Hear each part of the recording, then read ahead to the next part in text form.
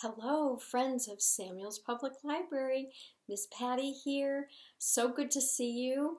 And, well, I can't see you, but good to be with you.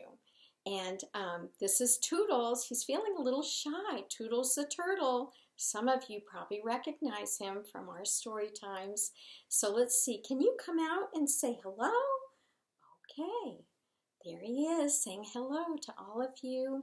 And we are excited to share a special story with you today. So I'm going to put Toodles the turtle down. And this is a big giant book. So you should be able to see all the pictures. So this is called Wilfred Gordon MacDonald Partridge, written by Mem Fox. This is Wilfred.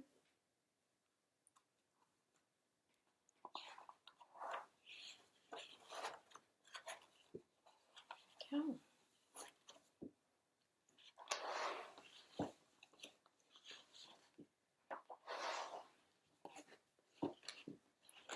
I think you can see the pictures. There was once a small boy called Wilfred Gordon MacDonald Partridge, and what's more, he wasn't very old either. His house was next door to an old people's home, and he knew all the people who lived there.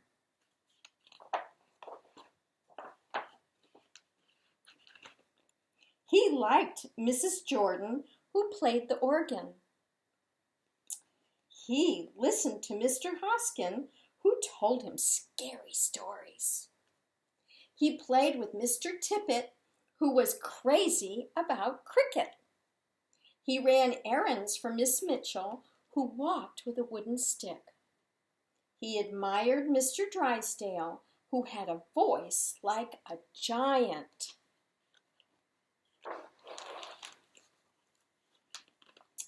But his favorite person of all was Miss Nancy Allison Delacourt Cooper.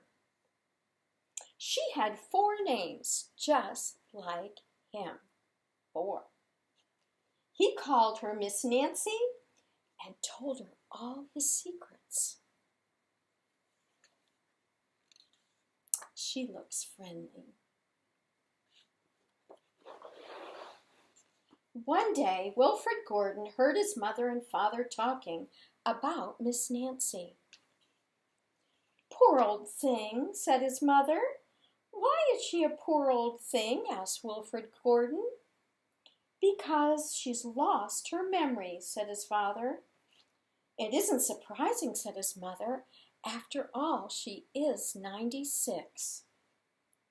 "What's a memory?" asked Wilfred Gordon. He was always asking questions. "It is something you remember," said his father. But Wilfred Gordon wanted to know more, so he called on Mrs. Jordan, who played the organ. "What's a memory?" he asked. "Something warm, my child, something warm." He called on Mr. Hoskin, who told him scary stories. "What's a memory?" he asked. "Something from long ago, me lad, something from long ago."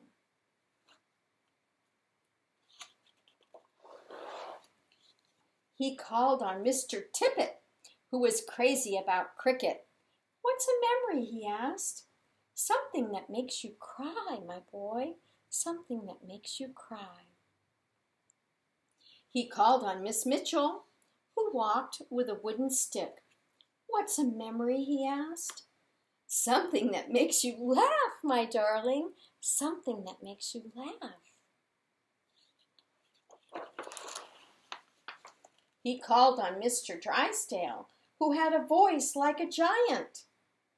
"What's a memory?" he asked. "Something as precious as gold, young man, something as precious as gold."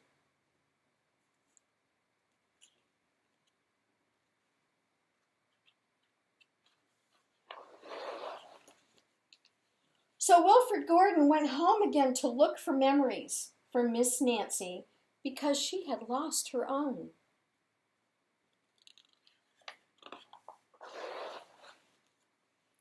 He looked for the shoebox of shells he had found long ago, last summer, and put them gently in a basket. He found the puppet on strings, which always made everyone laugh, and he put that in the basket too. He remembered with sadness the medal which his grandfather had given him, and he placed it gently next to the shells.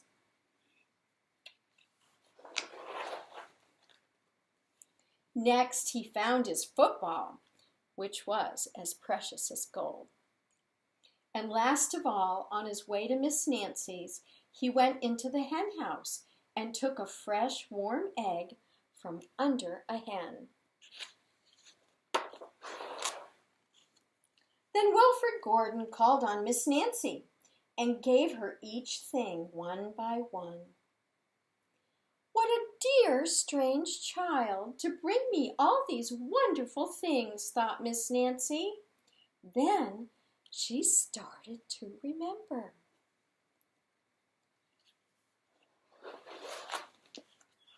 She held the warm egg and told Wilfred Gordon about the tiny speckled blue eggs she had once found in a bird's nest in her aunt's garden. She put a shell to her ear and remembered going to the beach by tram. A tram is kind of like going on a train or a special trolley bus.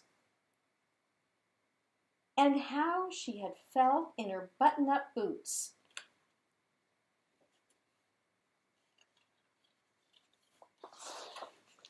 She touched the medal and talked sadly of the big brother she had loved, who had gone to the war and never returned.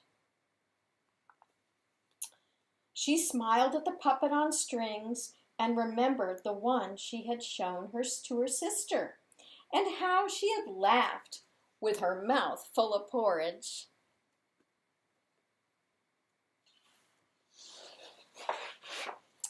She bounced the football to Wilfred Gordon and remembered the day she had met him and all the secrets they had told. And the two of them smiled and smiled because Miss Nancy's memory had been found again by a small boy who wasn't very old either.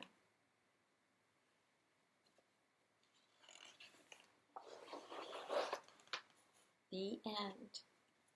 I love that story. I love how Wilfred Gordon was creative and so kind to his friend. So I thought, after reading that story, you know that we have to spend a lot of time at home with our families.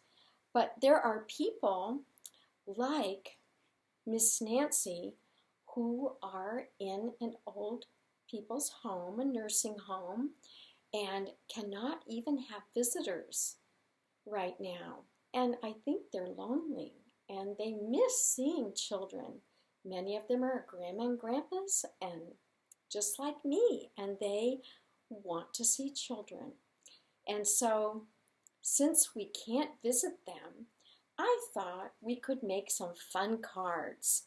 So if you have some paper and construction colored paper, maybe you could make a card out of your hand. So if you trace your hand and cut it out, or just trace it and color it. This is a silly flamingo, and it says, "Thinking of you." And then you could color inside too.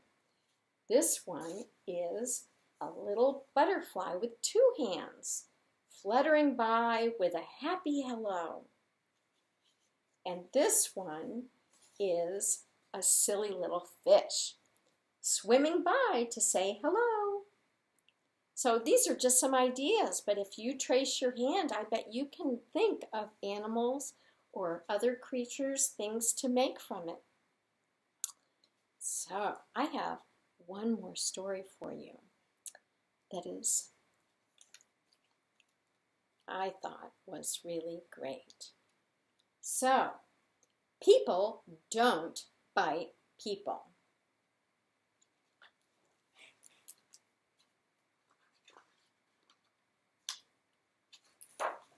People Don't Bite People by Lisa Wheeler and art by Molly Idle.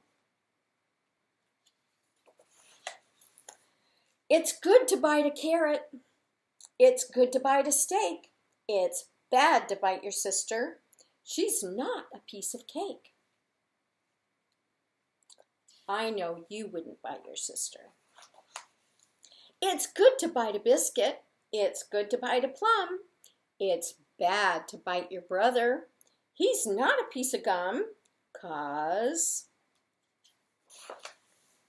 people don't bite people. It's nasty and it's rude. A friend will never bite a friend. Biting is for food. A dog may bite, a horse may bite. They're animals, you see, but we can choose to use our words. Please, we're people, you and me, and thank you. A friend might shout and take your toy, or even pull your hair. Yikes, but here's a tip. Just close your lip. You're not a grizzly bear.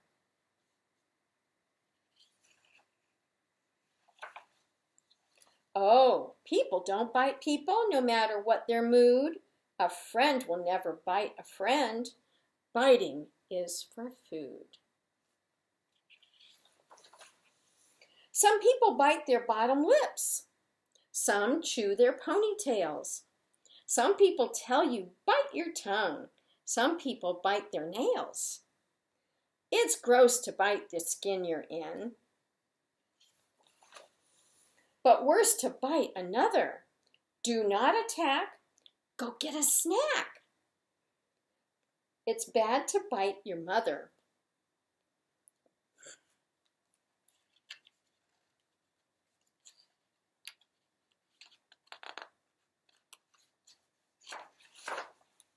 Yes, people don't bite people. It's no fun being chewed. A friend will never bite a friend. Biting is for food. A great white shark bites everything.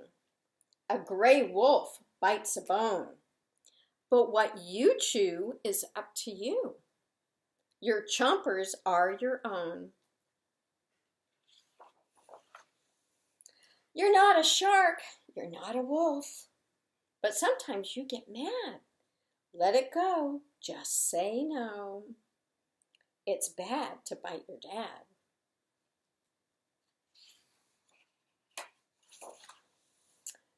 Say it with me. People don't bite people. You're not a zombie, dude. A friend will never bite a friend. Biting is for food.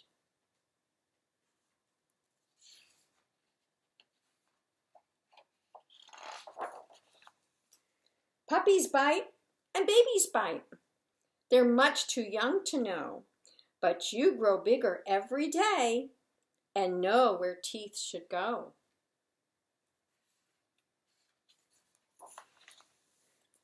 You're on a roll, so take control. You'll handle it with style. Your teeth are meant for eating food and shining up your smile. Please. People don't bite people. It really isn't right. But if their head is gingerbread, go on and take a bite. The end. Thank you so much for listening. It's good to be with you, and I look forward to being with you in person soon. Until then, remember that our summer reading program starts with Early Bird May 1st on Beanstack. Until next week, take care. Bye-bye.